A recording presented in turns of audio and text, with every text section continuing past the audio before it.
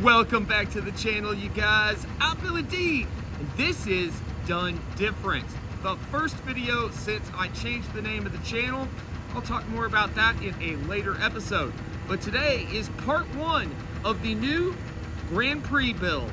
So I have a bent tie rod and a bent strut on the passenger front side that I needed to replace. I got that replaced.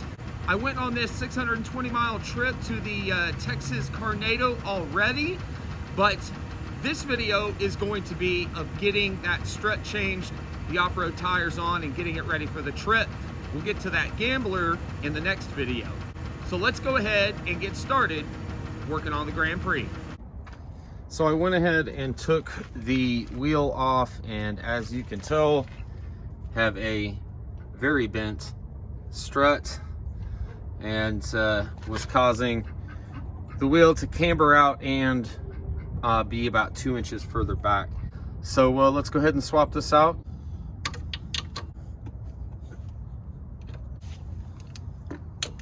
First thing I'm doing here is taking off the sway bar link that attaches to the strut.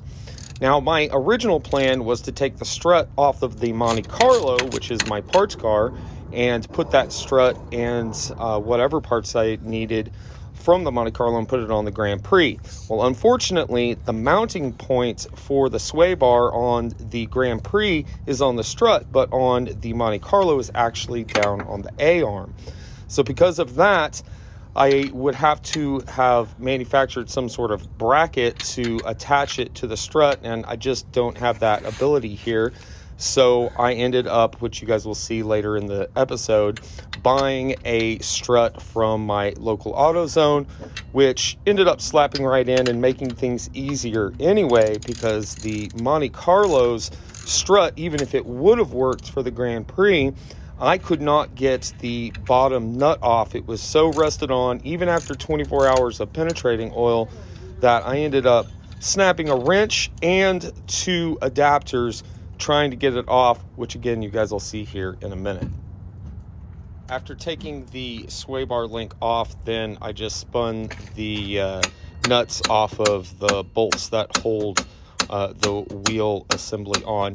Now, I am tapping these with a regular hammer to get them out, which works just fine. They don't have threads right on the end, so I don't have to worry about gumming those up. Spoiler alert. So tap those out, and then once those are tapped out, wiggle the brake assembly free, and then head to the top and release the strut nuts, and then everything should fall right out.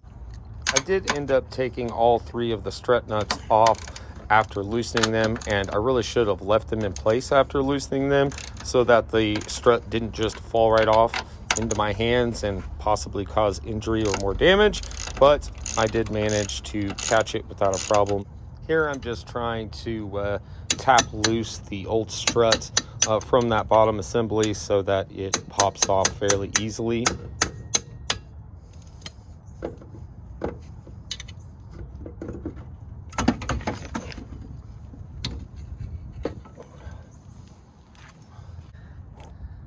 Well, there's the bent one.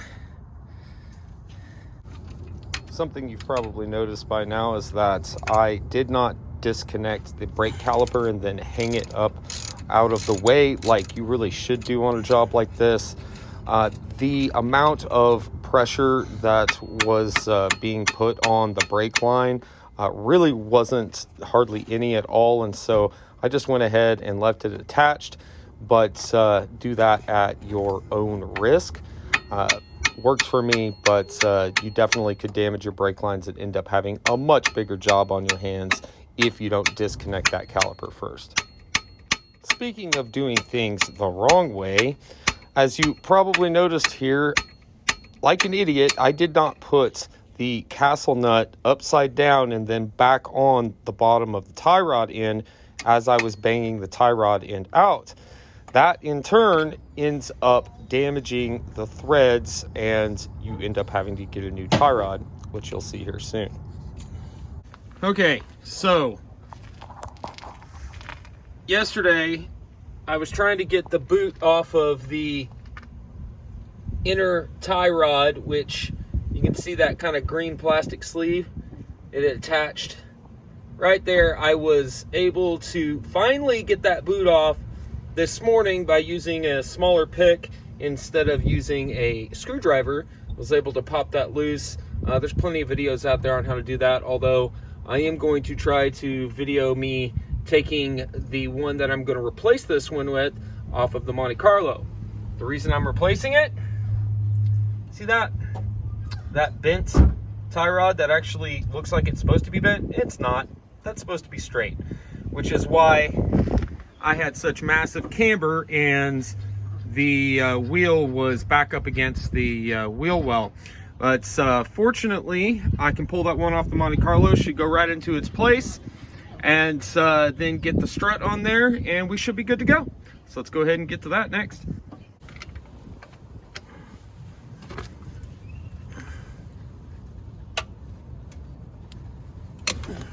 Damn it!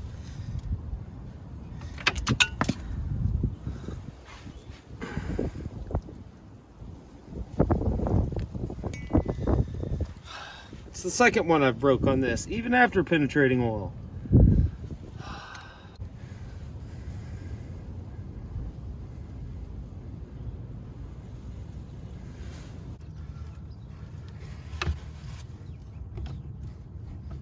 Did that do it? Did I do it? No. It ended up taking me 45 minutes on the Grand Prix and then another 45 minutes on the Monte Carlo just to get that stupid strap off of the end of the boot that goes over the steering rack from the tie rod. There is no room in there to get your hands in any sort of comfortable position. I have small hands, and I was forcing them in places that they were not small enough to go to try to get that ring off. I finally, after 45 minutes again, to mess with that and put the screwdrivers in multiple places trying to get that ring to pop loose, finally got the thing stretched out enough that I could slide the boot off, then pull the tie rod out, which I did not show you guys. For some reason, I did not record that. But that part is super simple. You can go to your local parts store like AutoZone or O'Reilly's and rent or even buy one of those tools specifically for tie rod ends. It just slips right over the end of the tie rod once you take that ball joint off, and it allows you to get a wrench and crank it off. Okay, so I got the tie rod taken off the Monte Carlo and installed most of the way on the Grand Prix. I will get this in here after I get the boot up and slipped over that right there, and then see that little hose plug thing up there at the top. We'll plug into that and then use the zip tie to secure the boot to it. No, that's not my janky way of doing it. That's the way they actually recommend it, because it doesn't hold a lot of pressure. It just kind of keeps it in place. So I went ahead and instead of messing with the headache of trying to swap over the entire suspension from the Monte Carlo, because I'd have to switch over the A-arms because of where the sway bar mounts. They mount on the A-arms on the Monte Carlo, but they mount on the strut here on the Grand Prix, which means I'd have to swap pretty much the A-arm, the strut, all of that over. And I said, screw it. So they had one at the local AutoZone. So I just went and bought a new one. Hopefully, once we get it installed, that will fix our problems. And then I'm going to do my best to do a self-alignment here in the driveway and go from there. So let's go ahead and get this strut installed. I had a heck of a time trying to get this boot slipped back over and attached to the steering rack, and man, I never got it. The zip tie kept wanting to slip loose, and I could not get it tight once I got over it. Once I let go of the boot, it would pop back. And again, I can't really get my hands in there. And guys, I'm not a mechanic. I don't pretend to be a mechanic. I just work on my own cars to try to save a little bit of money and time. And for the most part, it works out. But sometimes in situations like this, I just didn't get the boot all the way on. But I did manage to drive well over 600 miles with it like that. I will check on it when I go do some more maintenance to it here in part 2 and see how that held up and see if I need to replace the steering rack, which I already have a massive whine from the power steering pump. So I may have some issues there once I dig into that in the next Grand Prix episode.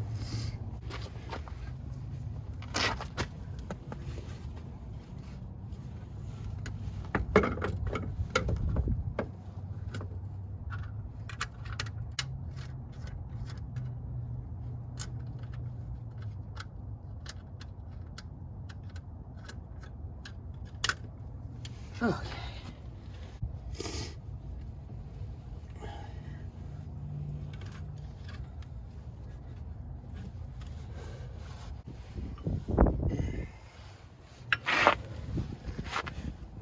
I should probably use the jack to get this in place. Oh, what fun is that?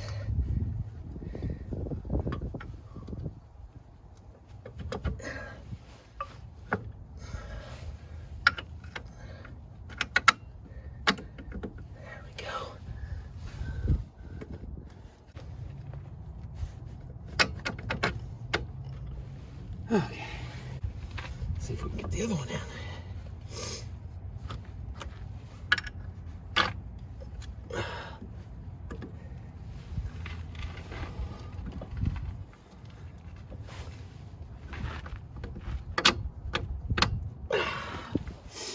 Almost. Whew. Okay.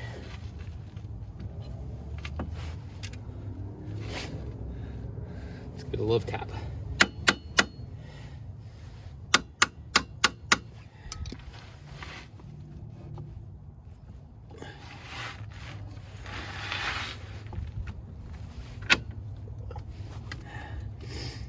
There we go.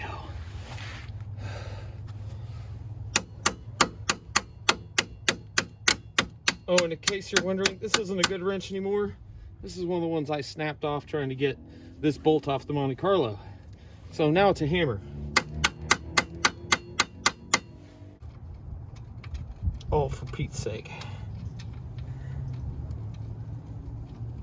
Am I going the wrong way?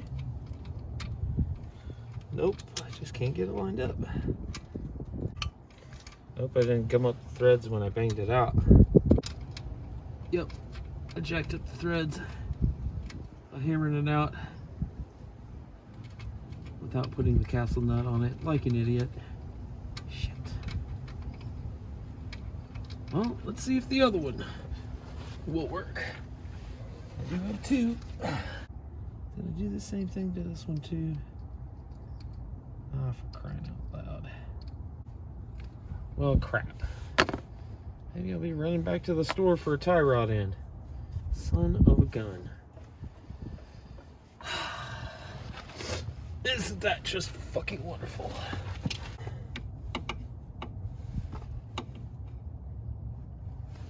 Okay, now I do need my jack, so I can get that installed. We'll worry with the tie rod end in a minute.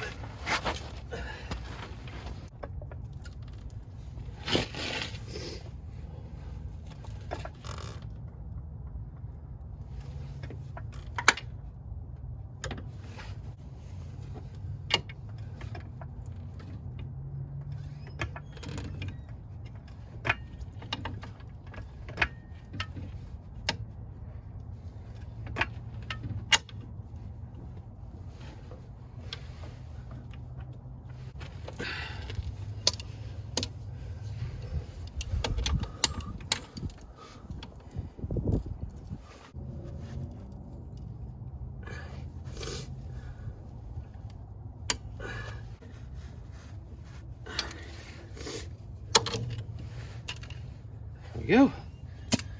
Dunskies. Did I put those in backwards? Does it matter?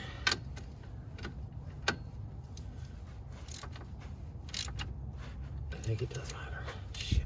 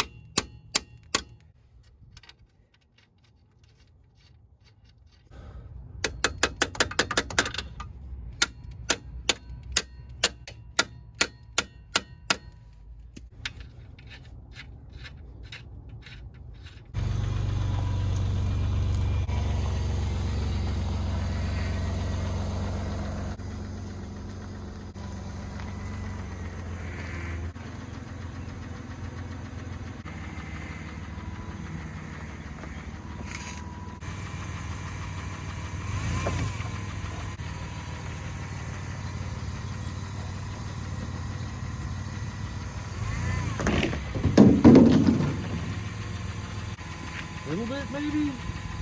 Come on. Here, I'll take you for a ride in a little bit.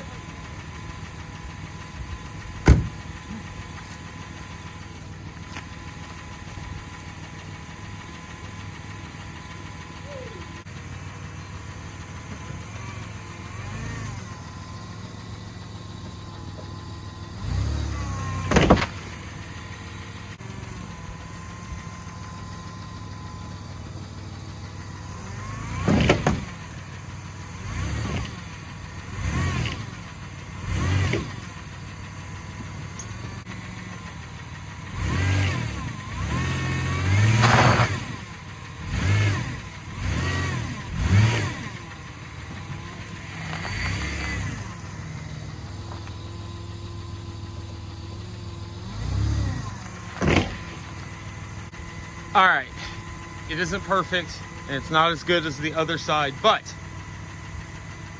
I've given myself a little more clearance. Might be able to fit the off-road tires on it, so we're gonna go ahead and try that next. Once I got the off-road tires, the 29s that were on the Monte Carlo, on to the Grand Prix, I realized that the A-arm may or may not have been bent, but I think the subframe is actually bent or tweaked a little bit because this side is pushed back, the driver's side is pushed forward, so I think the whole subframe is bent, but it still managed to track down the road just fine. Yeah, so it definitely comes in contact, but it's literally just a little piece of plastic channel. I think that covers a pinch weld. So all I have to worry about is going all the way to the right. I think those are gonna fit just fine. And you know, I wonder if putting the spacers on there will make a difference. And honestly, I won't have to trim the fenders if I leave the spacers off. All right, I got some decisions to make, but we're leaving here in about 6-7 hours, so I've got to get this stuff done and figure out what it is I'm going to take, so in terms of wheels and tires. So I'll get that done off camera, and next time you guys see me, I will be probably on the road. I ended up running the Grand Prix all the way through this gambler event without putting the spacers on it. I would have had to have trimmed a lot to get them to fit. They were completely unnecessary. A lift, on the other hand, probably would have been necessary, but we made it through anyway. So here's a quick sneak peek at last weekend's Texas Carnado, which will be the next video you'll see here on the channel. Much love, you guys. Thank you so much for watching. Don't forget to hit that like button. Don't forget to subscribe, and I will see you guys in the next one. Billy D, peacing on out of here. Peace.